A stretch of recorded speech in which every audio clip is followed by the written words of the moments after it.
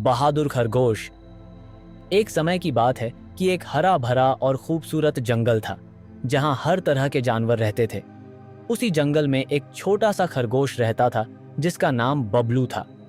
बबलू बहुत शरारती और चंचल था, लेकिन उसके दिल में हिम्मत की कोई कमी नहीं थी। जंगल के सारे जानवर उसकी शरारतों से खूब खुश रहते थे।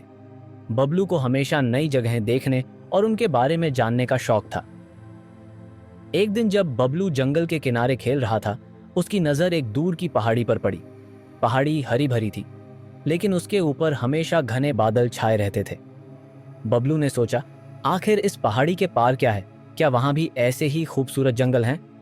बबलू ने अपनी दोस्त गुड़िया हिरनी से पूछा, क्या तुमने कभी उस पहाड़ी के पार देखा है? गुड़िया ने कहा, नहीं बबलू, वहां जाना खतरनाक है। वहां जंगली जानवर रहते हैं और किसी ने कभी वहां जाने की हिम्मत नहीं की। लेकिन बबलू ने ठान लिया था। उसने कहा, मैं डरने वालों में से नहीं हूं। मैं जाऊंगा और देखूंगा कि पहाड़ी के पार क्या है। अगली सुबह बबलू ने अपनी छोटी सी गठरी तैयार की जिसमें कुछ गाजर और पानी था और अपना सफर शुरू किया।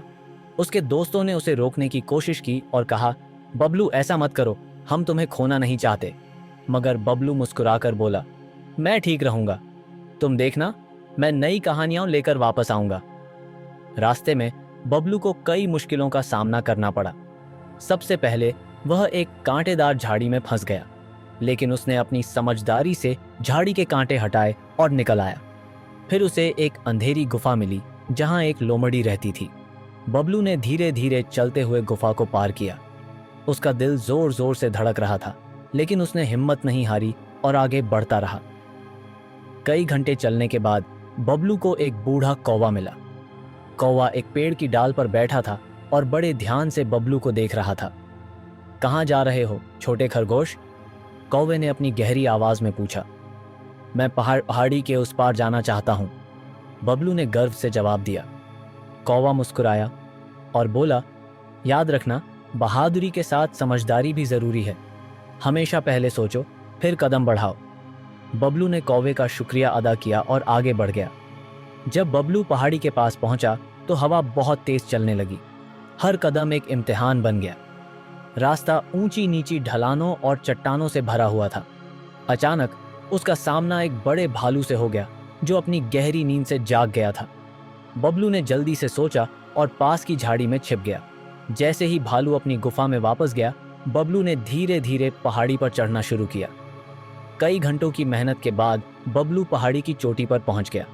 वहां का दृश्य अद्भुत था। सूरज की रोशनी पेड़ों की पत्तियों से छनकर जमीन पर पड़ रही थी और नीचे बहती हुई एक चमचमाती नदी साफ दिखाई दे रही थी। बबलू ने गहरी सांस ली और सोचा, यह सब कुछ देखने लायक था। जब बबलू वापस जंगल पहुंचा तो सारे जानवर उसका इंतजार कर रहे थे। जैसे ही वह आया, सबने खुशी से ताली बजाई। गुड़िया ने कहा, बबलू, तुम सचमुच सबसे बहादुर हो।